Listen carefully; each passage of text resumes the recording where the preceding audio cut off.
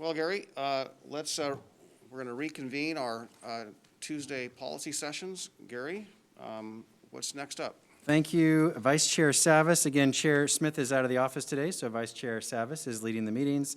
Commissioner Shull and Commissioner Savas are here in the hearing room. Commissioners Fisher and Schrader are on Zoom. Before we begin our first policy session, I'd like to give you a quick breaking news update. Governor Brown just announced within the last hour that Clackamas County is moving to the high-risk COVID risk level as of this Friday, April 9th.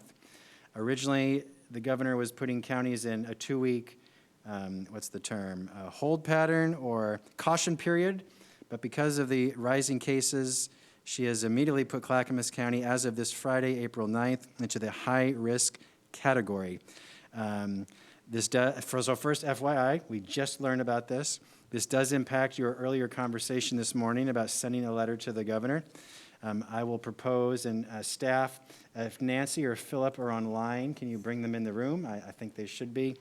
We can definitely have a draft letter for you this Thursday instead of next Tuesday, so because it's more timely now. But Philip, or are they here? I don't see them yet. Okay, so if you can hold just a minute, I can get them online for us, and they can answer any questions you may have. Again, this is late breaking news. We were not expecting this, but because of the cases that are increasing, the governor has put us back into high risk as of this Friday, April 9th. And I just brought Nancy in. Okay, great. So Nancy is coming on board, and Philip Mason Joyner, our public health director, as well. I'm sure they just found out themselves, so I guess Nancy and Philip, if you can hear, any other updates you can provide based on this late breaking news, and then second, if you could draft that letter the board talked about this morning, expedite that, please, for this Thursday. So I'll call on Nancy first, please. Yes. There it is. Yeah, we're trying to get our bearings right now, and I'm checking to see if Philip can join us. Yeah, this is very unexpected, as I was hearing Administrator Schmidt say. We were expecting to go into caution. We're not sure why. It sounds like from the media release, it says because we've been in moderate longer than 2 weeks, we don't get to be in caution. So we do need some clarification around that from OHA, as well as the hospital metric, which is also something new that we have not seen or heard before. I'm not sure if Philip's available yet, but he's been in several meetings with OHA, and that has not been part of that conversation. So all of this is a surprise to us. We don't have a lot more to update on that. We're going to have to kind of dig into it to see where some of this decision-making is coming from. Nancy, do you have any idea about what this impact means for schools? Will they have to reduce their in-person learning? So my understanding is, and Philip should be here now, Christina. My understanding is, and Philip can confirm this, that that it will not impact the schools. That is our understanding at this time. Okay. Is Philip there? He's not quite in yet. Okay, all right. Okay. While we're waiting, Nancy, if you and the team could expedite that letter, the draft letter the board was interested in, so they could see it before this Thursday, and they can have it this Thursday to discuss at their business meeting, since now the urgency has increased. Yes. Yeah, we just talked about this letter right before lunch, and we already have it underway, and we already have the new draft underway. So we definitely will get that to you as soon as we can. Okay. While we're waiting for Philip, are there any questions from commissioners? Looks like there is. Looks like Commissioner Schrader has her hand up. Commissioner Schrader. Might be a little noisy here, but I think you can still hear me. I think that the business community, the big issue they have, quite frankly, from what I've heard, is the inconsistency in that it seems to be hitting the smaller businesses in a much more, in a greater way. I mean, you have things like Costco is still open. You have things like, Winco. You've got some of the larger big Targets, big box. And so I don't know how we can address that, but the sense I'm getting is that the medium to smaller size businesses almost feel like they're being unfairly targeted because what they see is a lack of consistency with larger stores. It's kind of a scale issue with them. So I don't know if we have any information on the scale, because that's been one of their major complaints. Not complaints, but issues that they've had. It doesn't make sense to them, that they feel like they're being unduly penalized. So. Yeah, I think, oh, there's Philip now. That is true, Commissioner. I know that we heard a lot of feedback from our business communities. It seems like, you know, the very large businesses don't seem to have the same parameters around them as some of the smaller ones. And I think that is something that does need to, you know, be addressed and figure out how do we make it more equal than what it has been in the past. And Philip just got on as well. And Philip, I just shared with them that we just heard the news as well, that you did not have any information related to the new hospital metric. And we thought we were going to go into caution, but that obviously did not happen. Oh, you're muted, Philip. Good afternoon, everyone. Yeah, breaking news this afternoon. We are reaching out to the state to make sure we're all on the same page. So we'll communicate once we get all the information. But my understanding at this point, just based on the media release, is that there is a new hospital metric for determining when counties would move into the extreme risk level. And then the caution period, which we were anticipating, it looks like there was some confusion on our part, that's really for the counties that had just moved down a risk level, have stayed in that state for 2 weeks, and then we're going to be moving back. So that way it wasn't so disruptive. We've been in moderate risk since the end of February. So still, I'm going to reach out to the state to get clarification this afternoon just to make sure we're all on the same page. So my question is, do we know what other counties are experiencing this same situation? There's a list. Multnomah is the only one I know for sure that's in the same situation as us. Okay. So we don't know whether or not schools are going to suffer any consequences from this. Schools will not be impacted by this because they have a little bit different metrics now based on the governor's directive to have schools reopened. Okay, well, that just maintains the concern, Philip, that I've shared with you and questions I've asked for the last 2 Thursdays, so a week and a half about, or almost 2 weeks now, and that is that if the cohort that brought this on was a result of the school openings, I guess my latter comments today were along the lines of maybe we should have done a better job in educating or insisting somehow that they mask up that cohort, that they take all the precautions and so forth. So it seems to me that the people that are going to experience the consequences of this are not the core group or the cause of it. So it may not have any effect. It could continue to spiral if there's nothing done to encourage or mandate or insist that the cohort that is causing this, it takes the precautions and mask up. I think that's a logical sequence of thought there, isn't it? Yeah, you know, I think reopening schools certainly has had impacts. Reopening, folks relaxing in general, their personal behaviors and the personal responsibility right now is huge. The impact from spring break, from the nicer weather, from people gathering, from the last holiday weekend. You know, we are now, just in the past week since I met with you last Thursday, we are seeing that increase in cases. We are seeing now an increase in hospitalization. So I don't think it's time necessarily to panic, but I do think it's time to really follow those tried and true precautions. So I think, thank you, Commissioner Savas, for communicating that message really clearly and strongly. We are seeing more outbreaks. We've gone from 27 active outbreaks 2 weeks ago to now we're in the 40s. Workplaces of all types, you know, a handful of restaurants, and also those connected to schools too. And so Commissioner, I had the list up. So those that are moving from moderate risk to high risk, we have 1, 2, 3, 4. There are 6 counties that have, besides us, there's 5 more. So it's Clackamas, Deschutes, Klamath, Lynn, Multnomah, and Tillamook.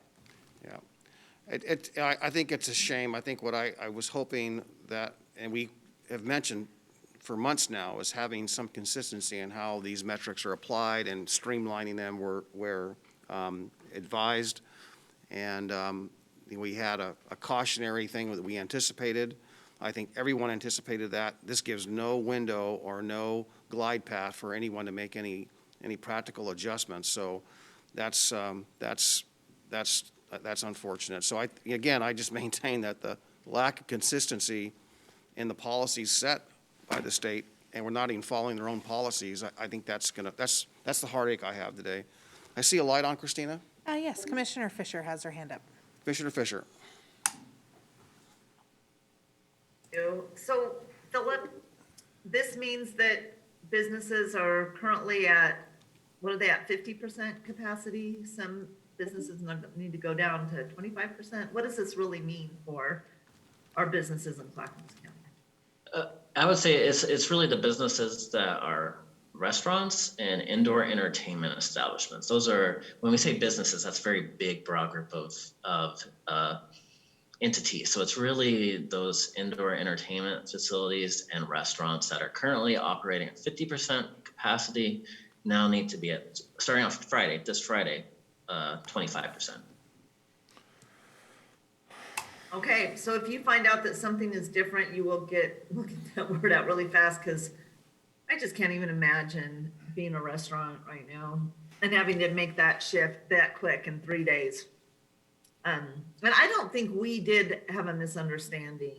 I think that the media reported there would be a 2-week waiting period. I thought there would be a 2-week waiting period. So this is really tough. But more concerning is how quickly this virus is spreading.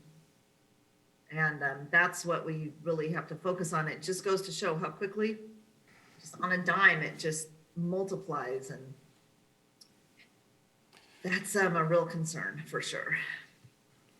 So, Philip, also in there is gymnasiums and some retail. I mean, there were a number of restrictions to other types of businesses, so it's not just those 2 particular ones. So I'll have to go back and revisit the state website and see what's affected there. But I'm sure we're going to hear in short order, in a large scale, those businesses that hired up, stocked up, restaurants buying perishable foods and so forth. I mean, and just to get that short of a notice, that's going to be devastating. So maybe we can prepare ourselves for whatever assistance we can and incorporate some of those concerns into the letter.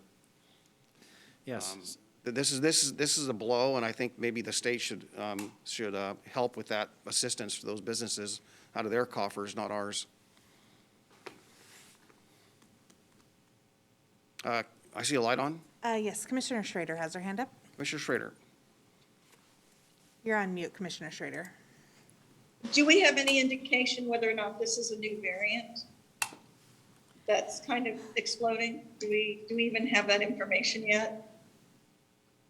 Because what I've been hearing is the new variant is here, and that it's more contagious. And I'm wondering, and plus, are we not doing contact tracing anymore? So, I mean, that's my other question, is that with these outbreaks, are we continuing to figure out, where ground zero is and moving out from there? Yes, we are doing contact tracing. So we, once we get the contact information for individuals who test positive, we do the interviews and we contact all the people who they have potentially exposed and provide them with guidance and work with any workplaces or schools to try to reduce spread and prevent outbreaks. Still doing that work actively. And then around the variant, I can come back on Thursday with some updates on that. I don't have it at my fingertips. I know that the state lab now has ramped up their capacity and capabilities to be able to test for the different variants. So commissioners, any guidance you can provide staff right now? On our earlier discussion this morning, we had a different tone, apparently, or interest in a different tone of the letter. Now this is obviously more urgent, if you will, and I think the dynamics have changed significantly. So any guidance you want to give staff before we let them go? I have a couple. I have Commissioner Fisher and Commissioner Schrader with their Okay, hands up. Commissioner Fisher? Yeah, I don't know. I think making sure we have the right information is job number one before we could figure out what we want to communicate. It's almost like it's too a letter. I don't know what good a letter is going to do if this decision's been made already. And I'm trying to relook. I want to get a couple of points of clarification, Philip. It's my understanding that reopening schools has not caused an increase of cases dramatically. So I want to just confirm that so that I'm not sure I'm missing something based on what Commissioner Savas was saying. I think it's a bit of a nuanced, it's a bit nuanced for me because certainly with increased school activity, it's really those interactions before school, after school, before the sporting activities. It's not the in-person instructions themselves. I want to make it clear that science has, in other countries and other places in the United States, have shown us that in-person instruction can be done safely by following the precautions. So it's not because we have in-person instruction that we're seeing more cases in the school community, but it is those social interactions that are happening outside of the organized education and instruction that we have seen an uptick in cases. Absolutely, we have seen some school-related activities where we had to have students isolate or quarantine because of that. Yeah, and that was my understanding, but it was not related to the instruction in the school. So I just wanted to make sure I had that correct understanding. So Commissioner Savas, when you said, the state should pay for this and we shouldn't pay for this, it almost implies that it's somehow the state's fault, that the numbers are increasing. I mean, the data is the data, and it doesn't necessarily, we have to trust in the science. What I think possibly our response needs to be is we should ask the governor to reconvene our regional solutions on an emergency basis and check with our federal partners to say, okay, what are we going to do for these businesses? What's the impact? Let's speed this up. Can we get these dollars faster? How can we have some criteria so that our businesses that are most greatly impacted, which I'm guessing would be our restaurants and possibly our fitness facilities, can have a very quick lifeline that they can depend on. That would be what I would suggest, is we are now moving into a more, I know Philip, you say it's not an emergency, but when you are a business that's hanging on by a thread, it is an emergency for those businesses. So how can we use the, what's it called? The American Rescue Plan, ARP, is that it? American Rescue Plan? Yes, American Rescue Plan Act. Okay, the ARP. ARP. How do we utilize that to help our businesses? I really don't think we should get into it's not the governor's fault that the numbers are going up. It's not. I'm not here to blame the governor, but I just want to clarify, Commissioner Fisher, and I didn't invent this on my own. I asked, and I respect Philip Mason Joyner, when each of the Thursdays that I mentioned earlier today and just at the beginning of this afternoon session, and I didn't mean to put him on the spot, but I asked him, what's driving this? What's driving this increase? And he basically said what he said each time, is that it's not driven by the in-school instruction, it's driven by the external activities that are taking place and the socializing. My advice or concern is I saw this coming. I don't want to be, unfortunately, this is coming true. That's not what I was desiring, but I was trying to get in front of it.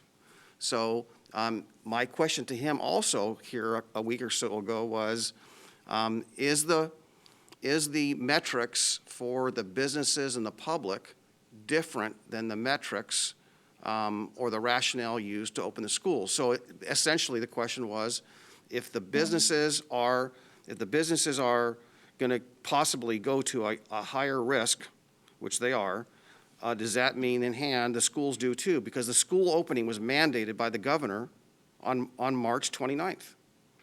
So if those external activities or the lack of education or mandating masks or all those things are a component of that, then education and insistence of that masking up and precautions would have been a good measure. In hindsight, I think it's accurate to say that. So I just want to just characterize it. It's the policies, obviously. It's putting in establishing policies and these cautionary things and then not following them.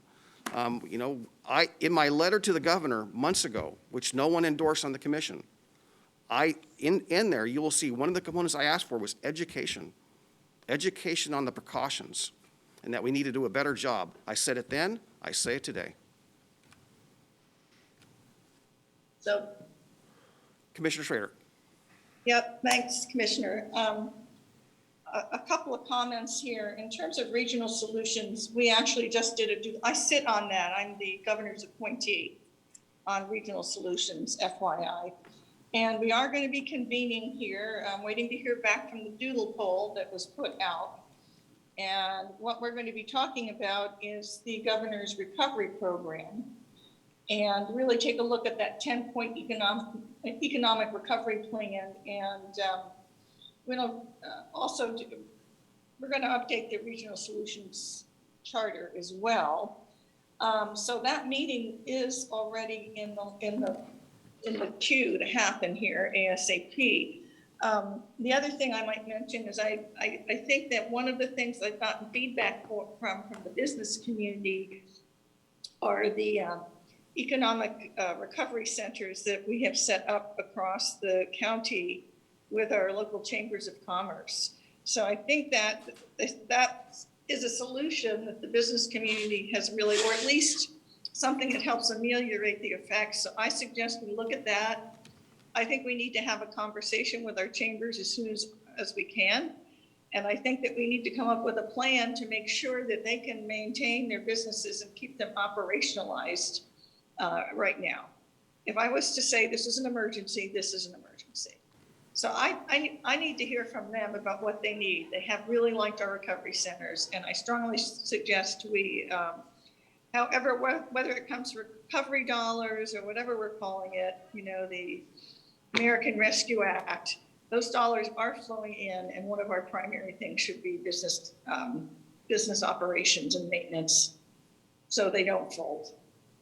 That's what the money's for. Yeah, So. yeah. As well as the employees that are probably going to lose their job right now. So Commissioner Schultz. That's the other thing. That's why we want to keep the businesses operational. We want to try, and we want to provide relief to people who are potentially losing jobs. I think that's got to be in the forefront of what we do. Thank you, Martha. Anyway. Yes, Okay. the governor's office came up with the parameters for the different risk levels. We are at 98.7 cases per 100,000 in the moderate risk level. Now today, we're slightly over 100 cases per 100,000. It's time for the governor's office to look at those risk levels and the restrictions on each, to modify them so that our businesses do not have to go back to a 25% capacity again. This is the time for some good common sense. The difference between 98.7 and 101 is not significant in terms of the big numbers. Certainly, we're concerned about those people who have those cases. But now is the time to look at those risk levels and use some common sense and modify them in light of where we're at here already in April of 2021. Thank you. You know, the only other thing I can think of is, you know, another way to maybe look at this is perhaps if there could be stronger adjustments made or restrictions placed upon where these outbreaks occur, and focus on that versus focusing on, again, I think in this case, obviously, what's being restricted is not the root of the cause that we've seen take place here in the last 2.5, 3 weeks. So I don't have anything more to add. So any other thing from staff that for guidance? I think we need to move on. So my suggestion would be let's work on the letter for the board for their review and approval this Thursday. And once you do that, I suggest that commissioners, you reach out directly to the governor's staff, so we don't just put a letter in an email that might get ignored, but calling Leah, whether it's Vice Chair Savas or Commissioner Fisher, anyone who has a relationship with her, so get that news Well, out right away. I'm on Regional Solutions. I'll give her a call. Yep, Commissioner Schrader Okay. as well, yep. So we'll get that draft letter for you, and we'll give you any more updates as we have them on the developments today. Okay. Okay. All right, thank you all. Thank you. Gary, what's up Thank you. And next? thank you, Nancy and Philip, for being available with no notice. I really appreciate that. Thank you. All right, so the first policy session, we're behind schedule. I'm sorry to staff. We'll do our best to catch up, but also take the time you need for your presentation. First, Housing Authority Development Updates. Commissioners, you had asked for these updates every 2 months. It is now our time to do that. We have Jill Smith and Devin Ellen from the Housing Authority within Health, Housing, and Human Services to present. This is an informational update only. So Jill and/or Devin, please go ahead. Good afternoon, Commissioners. Thank you for this opportunity. There's a lot happening, which we're thrilled to share with you. And I'm going to, as Administrator Schmidt said, we aren't asking for any action of the board. This is an update, and we welcome your questions. And I'll turn the majority of this over to Devin. Good afternoon, Vice Chair Savas and Commissioners. I appreciate the opportunity to update you on the Housing Authority's development activities. I'll be referencing the progress report included in your board packet, although in a slightly different order. So first up, a brief update on our affordable housing bond projects. These are referenced on page 3 of your packet. Our first bond-funded project, Fuller Road Station, recently completed HUD's subsidy layering review process. Subsidy layering reviews are conducted by HUD to ensure the amount of public subsidy provided is not more than necessary to make a project feasible. In short, Fuller Road was deemed appropriately subsidized by HUD and is scheduled to close on construction financing this Thursday.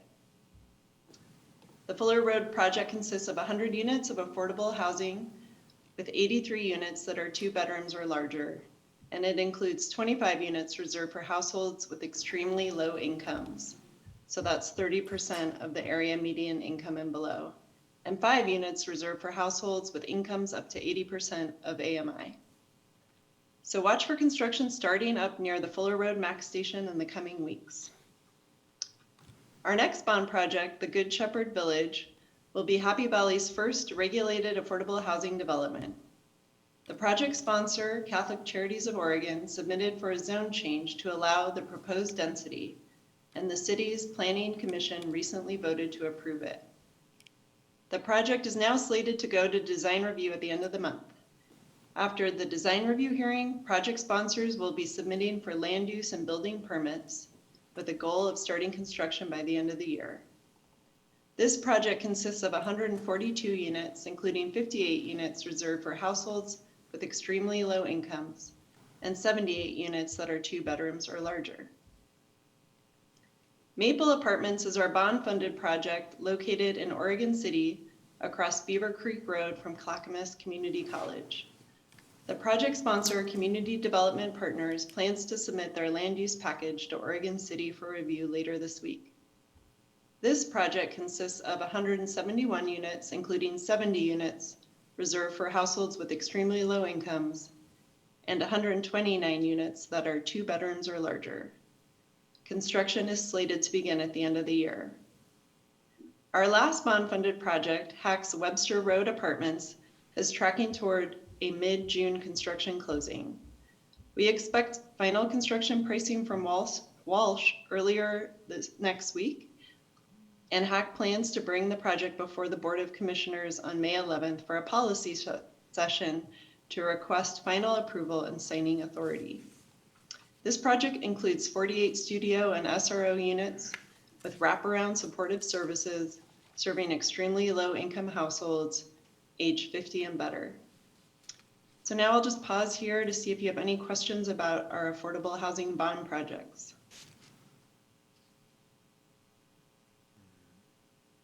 The only question I have is, I want to be able to just touch on Rosewood Station and the Oregon City site off of Holcomb Road, as far as what our plans are for that. Actually, all the two old Oregon City sites where we have our housing. I want to see if we're any discussion of a transition plan. Obviously, for Rosewood Terrace, that sounds like, or Rosewood Station, that sounds like it was our intention, but it hasn't been realized. Is there opportunity to do this, and at what scale will we be doing it? That's a plan at Hillside.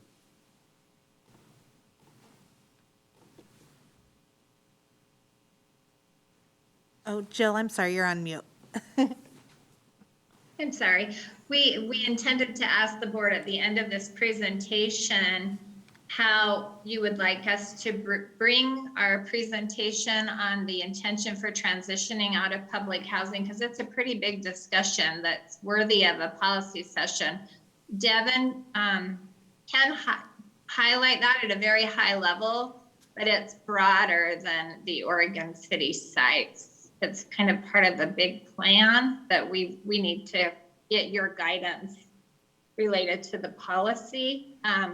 Something that Devin will be touching on in her next piece of the presentation is the fact that every bond funded and housing authority project that has a voucher, any kind of housing authority funding or relationship moving forward will have a requirement that that project has a preference for residents of public housing units, which would include Oregon City, View Manor, and Clackamas Heights, giving those folks more options as we move to transition out of that old public housing. So they'll have a preference above others to move into all of these newly developed units.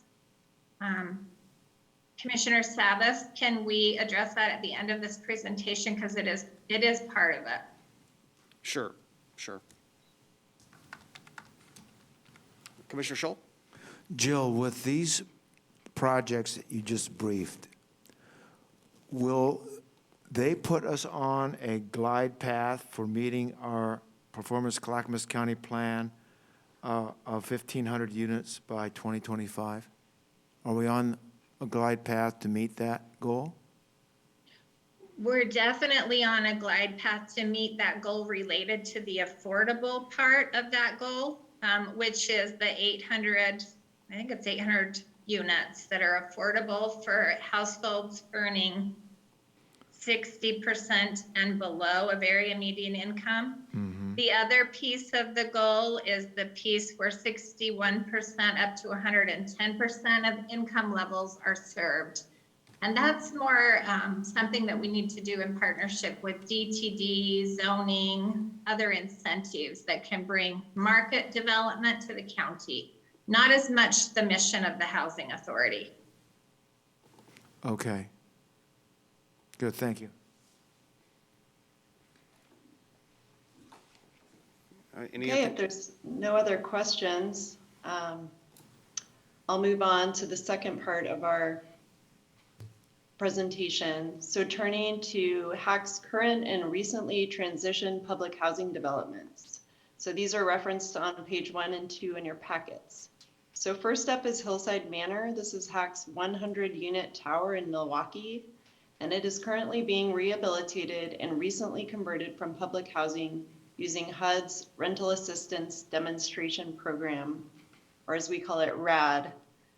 As you know, public housing programs across the country are struggling with aging housing stock requiring significant capital needs, paired with continued financial divestment from HUD.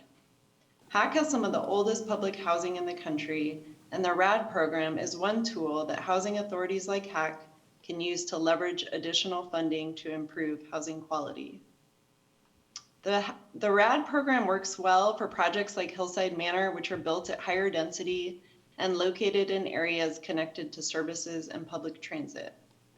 The rehabilitation of Hillside Manor is approximately 70% complete, and slated for construction completion in mid-August. Sited over the nearly 14 acres adjacent to Hillside Manor is the Hillside Park Public Housing Complex. Hillside Park includes 100 units consisting of 1 and 2 bedroom, single-story bungalows originally built in the early 1940s. Given the inefficient use of space, Hacc is opting to reposition and redevelop Hillside Park using a different HUD process called Section 18.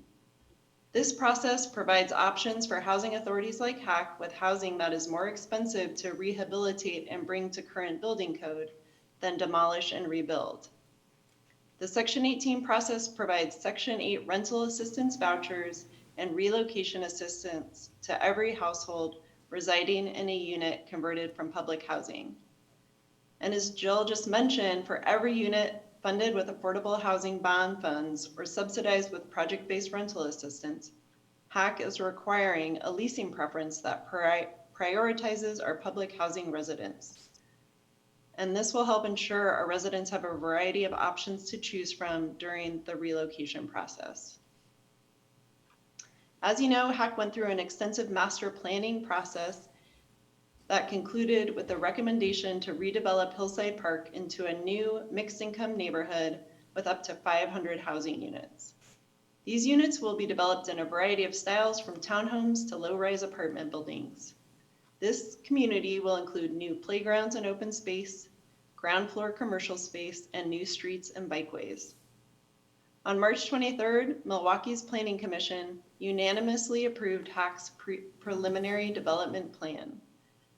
And this is a major milestone toward rezoning and redeveloping the site as the master plan envisions. Most notable was the large number of community members and neighbors who sent letters or testified in support of the project. It made clear that our community engagement efforts have been worthwhile. Concurrent with the land use process is the Section 18 process I mentioned earlier. Hacc has made considerable progress on several key parts of the application and recently selected Bronner Consulting to assist and advise us through the repositioning and redevelopment process. Bronner is a national real estate consulting firm specializing in repositioning and development of affordable housing, and they've received excellent references and have worked with housing authorities throughout the Northwest, including the Housing Authority of Washington County. We look forward to beginning the onboarding process with them later this week. As Jill mentioned, Hacc is in the process of developing a strategic repositioning plan that will allow us to increase our housing units and transition to a more sustainable financial model. Over the coming weeks, Hacc plans to release an RFP seeking consultant support with the repositioning of our scattered site portfolio and strategic planning around our remaining public housing portfolio. So that includes Oregon City View Manor and Clackamas Heights. We are working on getting a policy session scheduled so we can discuss these repositioning concepts and strategies with you in greater detail. So please keep an eye out for that meeting in the coming weeks. And with that, I'd like to open it up again to any questions. Any questions from my colleagues? Don't see any hands raised. Yeah, don't see any hands. So, thank you for your presentation. Are you finished with your? Okay, Yes. Great. I think having some mention of the Oregon City or Clackamas Heights and Oregon City Manor, having that included in this monthly report would be of value. That way we know it's not lost. I believe it's 100 units that are at Oregon City Manor. Is it the same for Clackamas Heights? Yes. So it's a total of 200 units? Okay. It seems to me, that, that's pretty old stock. I don't know what condition you would rate those at, Jill, those units, but I was really hoping that we could move those folks into better living conditions. I completely agree with you, Commissioner Savas, and our intention is to get pretty aggressive on that plan. It is critical, though, that other housing that's affordable and accessible to these folks is developed. And so all the bond projects that we just talked about will start coming online in about a year. And we're going to have this preference for these folks. So the ideal scenario would be as they come online, we're going through that disposition process with HUD, and our folks can move into brand new units. So timing is critical. The people in public housing at Clackamas Heights and Oregon City View Manor are high barrier, high needs folks. They are not used to living in market apartments. They will need a lot of help moving and being successful. So it's a big deal that we do this thoughtfully and carefully and time it out appropriately. And I don't think it's a good idea to overly flood the market with high needs people either. So at the end of this year, we'll start moving the folks that are down in Milwaukee at Hillside Park. So staging is also really critical. But we want to bring the entire kind of thought process and plan to you in a couple of weeks. We have not forgotten those properties. Okay. Yeah, okay, well, thank you. Any other questions, comments? All right, seeing none. Gary, I think we're done with this one. All right, thank you very much. Jill and Devin, appreciate the update. Thank you. Next policy session is Clackamas Water Environment Services Advisory Committee Annual Report. We have Greg Geist, the Director of Water Environment Services, as well as the Chair and Vice Chair of the Advisory Committee, Diana Helm, and Greg DiLoretto. So we'll wait a moment as they come into the room. Have Greg and Diana in, not the other Greg.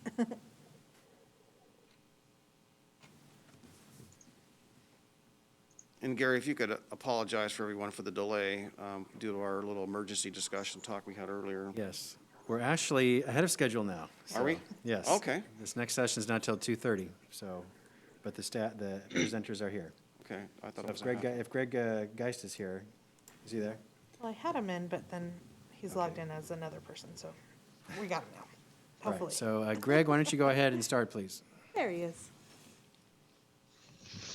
I plan on being on my phone, but since we're early, I think I can hang out.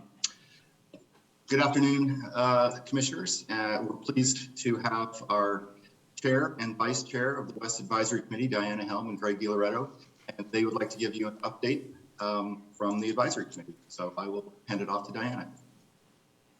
Thank you, Greg.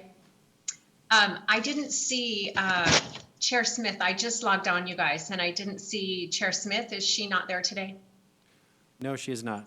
Okay, all right. I was going to address her, but I will address it to the rest of the commission. Vice Chair Savas and the rest of the commissioners, good afternoon. It's an honor to be here today and to provide a brief update on behalf of the West Advisory Committee. My name is Diana Helm, and I have held the position of chair since the creation of the new advisory committee in 2017. For our listening audience, the Clackamas Water Environment Services Advisory Committee is comprised of customers, stakeholders, businesses, environmental groups, city representatives, and elected officials from all of our service cities. Our purpose is to provide input and make recommendations on surface water and wastewater issues to West staff and the Board of County Commissioners. Joining me today is our Vice Chair, Greg DiLoretto. In a moment, he will share a few highlights on issues and opportunities that the committee will be working on in the year ahead.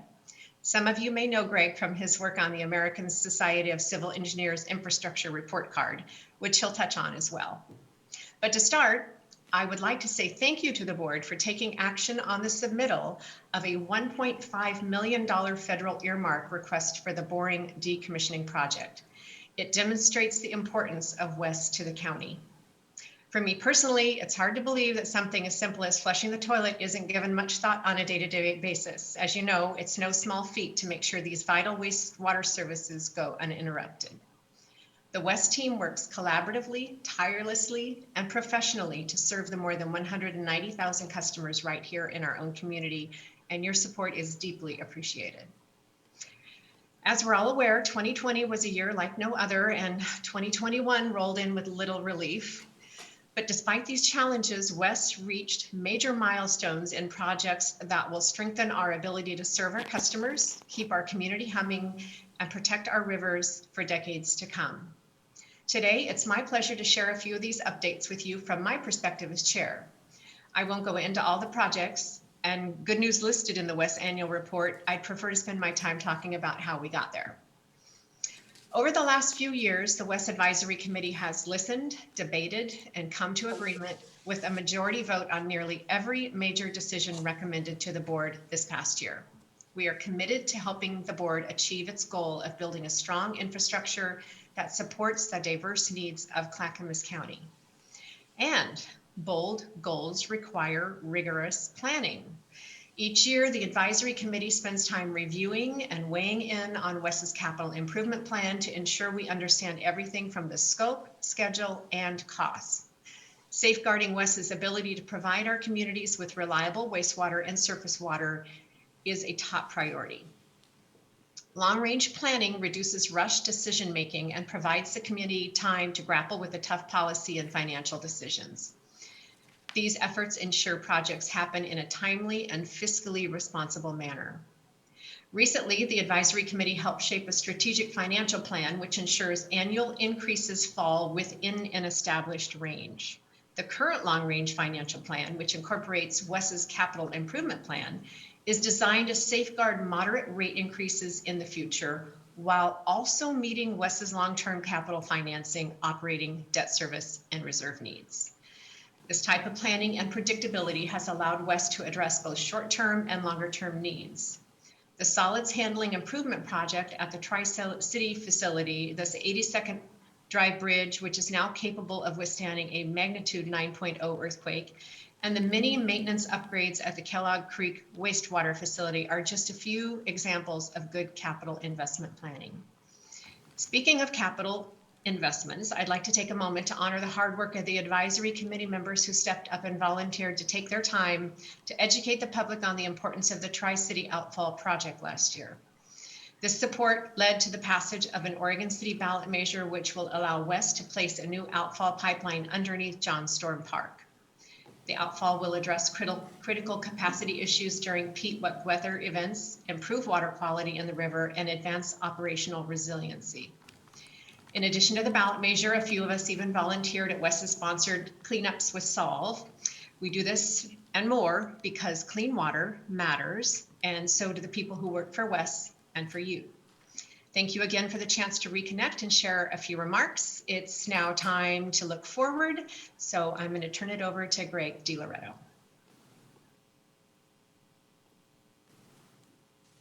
Thank you, Diana. Chair Smith, members of the commission, my name is Greg DiLoretto, and as noted, I serve as vice chair of the Clackamas Water Environment Services Citizen Advisory Committee, and I've lived in Clackamas County for over 40 years. I want to thank you for the opportunity to talk with you today about an issue that is increasingly in the news, and which you will probably gather from my remarks is an issue that I'm quite passionate about, and that is our infrastructure.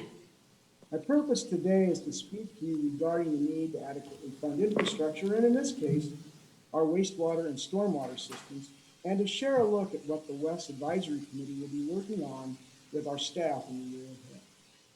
Now, after a 30-year career in local government, I retired in 2013 after 14 years as the chief executive of the Tualatin Valley Water District, Oregon's second largest water utility.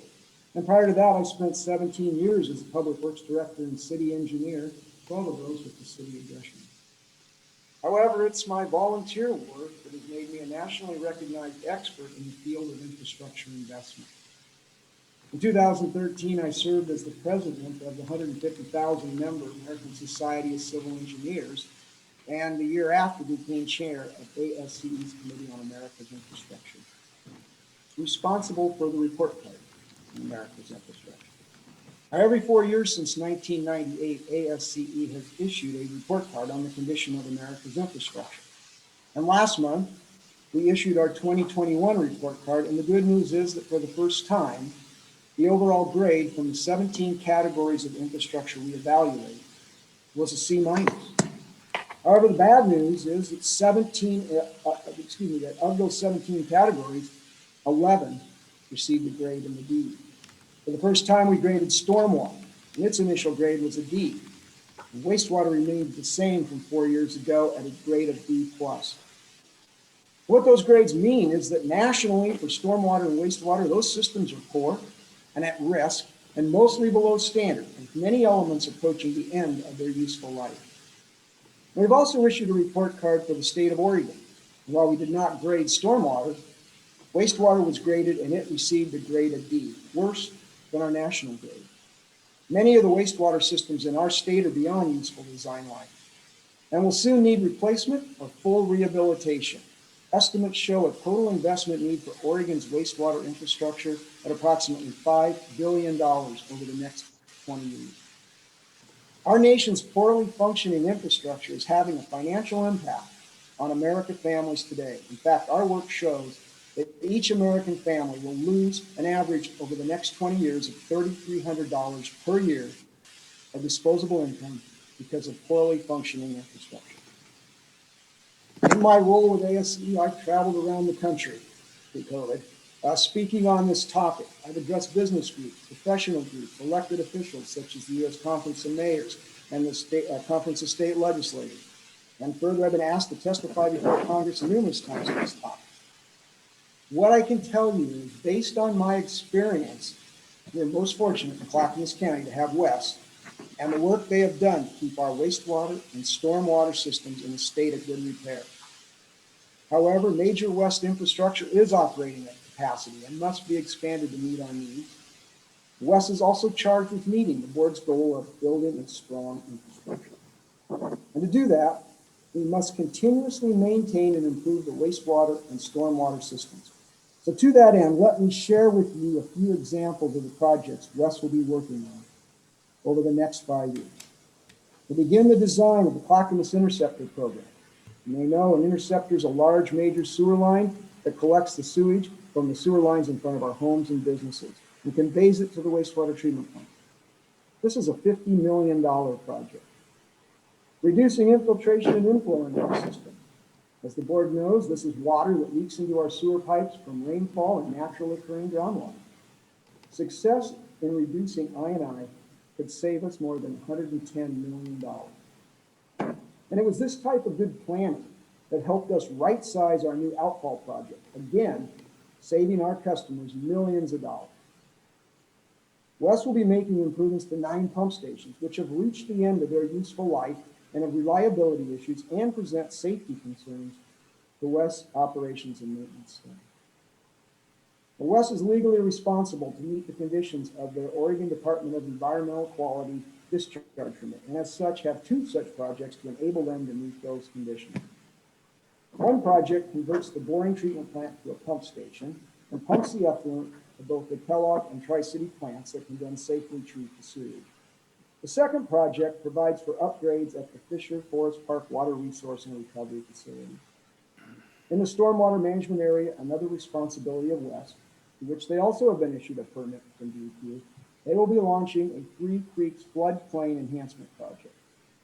Three Creeks natural area is next to the North Clackamas Aquatic Park. And they're also in the midst of creating a stormwater master plan, which will be the first of its kind and similar to what they've done with our sanitary sewer system master plan. Well, as you can imagine, none of this is inexpensive. And while West has done an amazing job of saving its customers money through better designs, reducing I&I, and refinancing our outstanding revenue bonds, they still need adequate revenue if they're able to do their work, meet their permit requirements, and not leave a legacy to our children, as so many other public agencies have done with a failed infrastructure. Let me conclude by saying investing in infrastructure for the good of our community takes bold leadership. And this commission has risen to that challenge, and I appreciate and value your leadership in this area. We simply can't afford to ignore this, for our economic prosperity and our quality of life depend upon our infrastructure. I'll now turn it back over to Diane, who will wrap up. Thank you, Greg, for that very insightful report and for connecting what's happening on the national level to the work of West right here in Clackamas County. From the sounds of it, we should give Clackamas County and West an A+ for their outstanding work in planning, building, and maintaining our wastewater and surface water systems. As a small business owner and engaged residents, it's refreshing to see progress being made right here in our own backyard in our water infrastructure. Our community is so fortunate to enjoy clean water, which drives our economy and our health. And let me be clear, I'm well aware that we wouldn't be making the grade without the support and good governance of you, the board. I am deeply thankful for the board's ongoing and public commitment to building strong infrastructure. I feel it's fair to say that our partnership is working. As shared, the West Advisory Committee debates every issue with professionalism and respect to ensure we are advising West and the board with recommendations that benefit our ratepayers, the environment, and the local economy. Today, we're delighted to report that our combined efforts really are making a difference. It's been such a pleasure to reconnect with all of you today. We look forward to working with you in the year ahead, and thank you for giving us time. Great. Well, thank you, Diana and Greg, both. Appreciate your volunteering and your leadership for such a long time. I know it takes time and it's valued. I want you to know that. My question in regard to the boring decommissioning and other opportunities as far as growth, are there discussions at the advisory committee level about the capital plan for, you know, if we're going to be opening up the road or the streets to pipe the material from boring out that way, that's a great opportunity to perhaps extend our line out to down the Sunrise Corridor to some degree, not necessarily the whole distance, but is there any discussions along that line at the advisory board level? Well, I can take that, and not to that level of detail. We're currently doing a routing study and with the eye towards what's the most efficient route and what would position us best for future growth in that area. The main thrust of this project is to get the boring facility decommissioned and connected into our system, but that's certainly from a design standpoint something that we're looking into, but we've not taken that level of detail to the West Advisory Committee. We will have options, and if there's a price difference that will allow us to serve future growth out there, we would certainly bring that to the advisory committee and say, do we think this is a wise investment? And ultimately that would be brought to the board. So Greg, I guess as the board of directors, if you will, of WES, which is, you know, as you know, basically a culmination of 3 districts, it seems incumbent upon us that we ought to be having that discussion about some of the long-range planning if that's not occurring at the advisory board level. So I would really think it'd be a great idea if we could be involved in that to some degree, knowing that we're putting a lot of work into the Sunrise Corridor, and that's potentially could relieve a lot of our housing needs as well. So there's a lot of issues and opportunities. We have businesses that have nowhere to go, they have nowhere to grow. So we need that industrial commercial opportunities that the Sunrise Corridor also has to add, but obviously water and wastewater are incredibly important components of that, the building blocks of that growth. So I would really like at your level, or maybe perhaps I can talk to the district administrator, Mr. Schmidt, and talk to him in greater detail about, you know, I think it's an overdue discussion. So I'd really like to see some kind of progress in that regard to bring forth those thoughts, because I think it's incumbent upon us to plan. Understood, and I will work with Gary to set something up. Any comments? Commissioner Scholl. Yes, Greg, do you have on WES anybody on the staff who is a liaison to Metro and Metro planning? No, we don't. Okay, thank you. Okay, I see a light on. Commissioner Schrader has her hand up. Commissioner Schrader. To that end, Greg, I just wanted to make 2 comments. So Commissioner Savas said, long-range planning for Sunrise. How much expansion have we seen in that area at this point? It's been pretty large, am I correct? Oh, enormous, yes. Our planning perimeter right now, I believe, is out to 192nd, but we've seen thousands of homes go in the last 3 years. Yeah. So it's been a significant, so I think what Commissioner Savas is asking, and I'm going to ask, we would still have the capacity for that whole area to continue growing with what we have now, with the upgrades that we've had and all the things that we've put into place. Well, so right now, one of the things that we're completing, and it will be, should be done this summer, is a 20-year facilities plan for our treatment plants. And so we'll have a lot more understanding then of how much we need to build, when we need to build it. But we're certainly, we know where the growth is happening. We have done growth projections, have consultants do it for us. So I'm pretty confident that we're, we don't want to build too much too soon, but we certainly don't want to not build enough. And I think that's the sweet spot. Okay, you guys are doing a great job. And Commissioner Shull's point, I serve on MPAC, Metropolitan Policy Advisory Committee, which is supposed to be dealing with land use. Might that be a place where we have infrastructure discussions? Right now, it hasn't been an extremely vibrant agenda, but I am in a position where we could push some of these infrastructure conversations, not focus just on transportation, but with sewer infrastructure. Is that something that would be useful and helpful to you guys? Yes. Okay. It's always good to talk. It gets quite complicated the farther out you go, both from who would provide service. We've got a number of water providers in the area that would need to be ultimately pulled in, and yeah, there's a lot of players involved.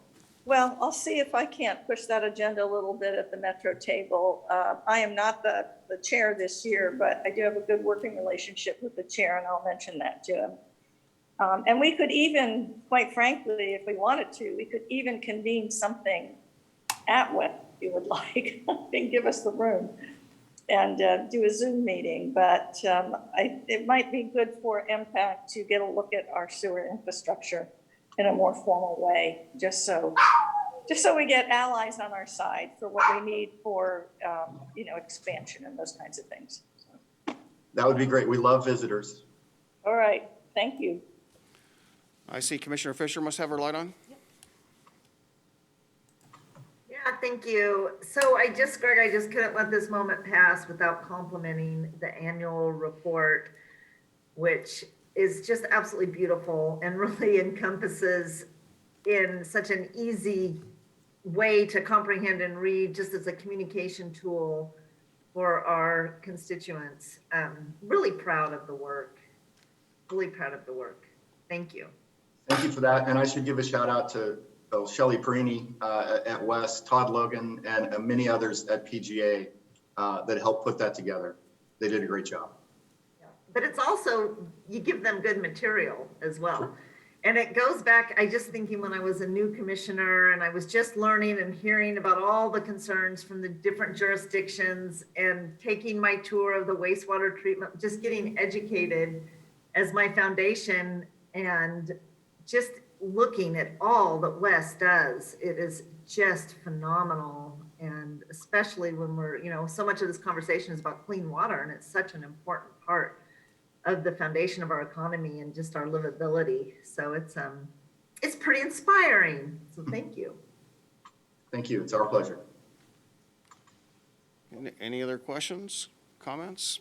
I have one. Okay, I think Commissioner Schultz is going to have a question. So I appreciate Commissioner Schrader's question about the capacity at the treatment plant, and I think that's always something we need to keep an eye on. My comments about trying to take advantage of a potential, opening up the ground to, run a line from boring out was trying to just take advantage of a situation as far as where we can upsize that line for the growth that's obviously happening. We are home to 3 fast-growing cities in the state, and the fastest-growing city in the state being Happy Valley, right where we serve. So I'd like to know our strategy in more detail. So how we're going to be addressing that, and what those next tiers of needs are to meet that growth.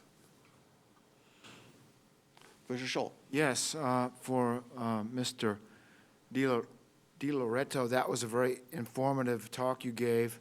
My question is similar to Commissioner Savas's question, and that is, as you look at the future, 5, 10, 20 years out, it appears that the cost of infrastructure maintenance and development is going to be very expensive. I don't need an answer now, but I'd like to talk to you at some time about your assessment of affordability and some of financial problems we might have in keeping up with growth in the future. Is that something? I'd be delighted to talk to you about it. We have done some work on it, and there's actually some EPA work that's come out that has some parameters they talk about in terms of affordability, both for wastewater and drinking water. So I will work through Greg Geist and figure out time when we can talk about that further, if that works. Yeah, thank you very much. I appreciate that. Yeah, and my closing thought is that, Greg, again, good to see you, and I appreciate your advocacy. We share a common concern about getting in front of the I&I issue, and I know that you've always been a champion for that, and I know the committee's on board with that. So, again, thanks to everyone involved on the committee and the great work you're doing.